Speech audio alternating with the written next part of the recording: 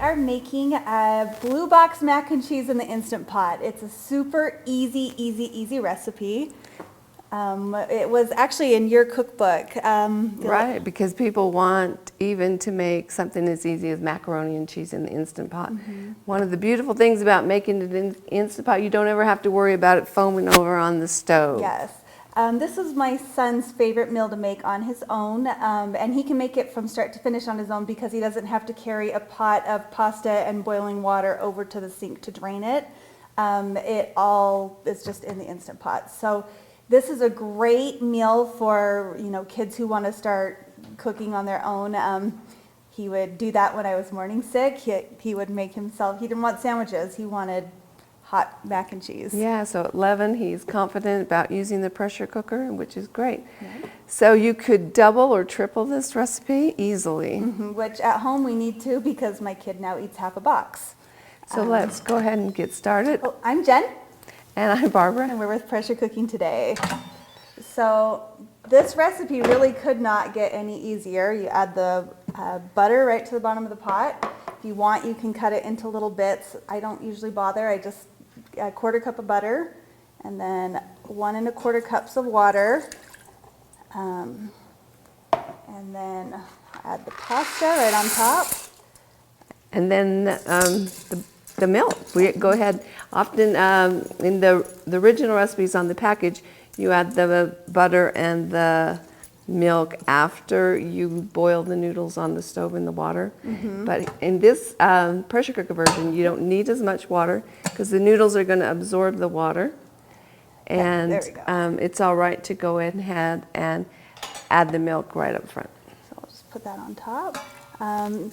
When you're making pasta in the pressure cooker, you want the noodles to be in a nice even layer. You don't want, like, sometimes at the beginning my son would just dump the box in and then wouldn't stir anything, and they don't cook as evenly that way. You just kind of want them distributed evenly throughout. Just check to make sure the Instant Pot sealing ring is in place. It is, and we'll lock it, and we'll hit pressure cook and 3 minutes cook time at high pressure. All right, so we just did a quick pressure release, and we're gonna unlock the lid. You can see where it foamed up on the sides a little bit. Yep, but watch what happens when you stir it. So you just give it a good stir to break up the noodles, and then we didn't add the cheese sauce yet. Yep, so just the cheese packet that came in the box. Just open that up and. I like to add a little cayenne pepper. Sometimes Jen's kids don't like it. Jen doesn't like it.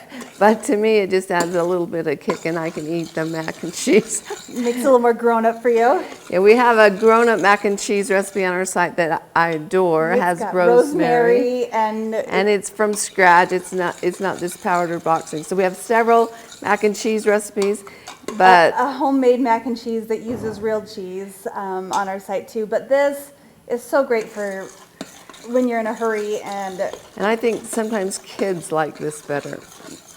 My kids do. But also for like limited mobility. I know that we have some older readers on our site, and I know they've mentioned that shortcuts like this is really helpful because it's hard for them to carry that pot of boiling water over to the stove. Exactly. And you can do a similar thing with other box mixes. We have one with rice-a-roni that you can use. So lots of shortcuts. You don't always have to cook from scratch. So you can see it's nice, just your normal mac and cheese creaminess now.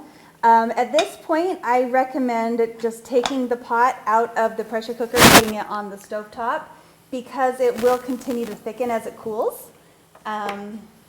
So we just put it there, and even leaving it in just the warm pot while I ate a bowl, you come back and it's quite a bit thicker. Quite a bit thicker. You need to add a little bit extra milk. If it's too thick like that, then yeah, just add some milk or some hot water, whatever you got on hand. So dish it up. Let's dish it up.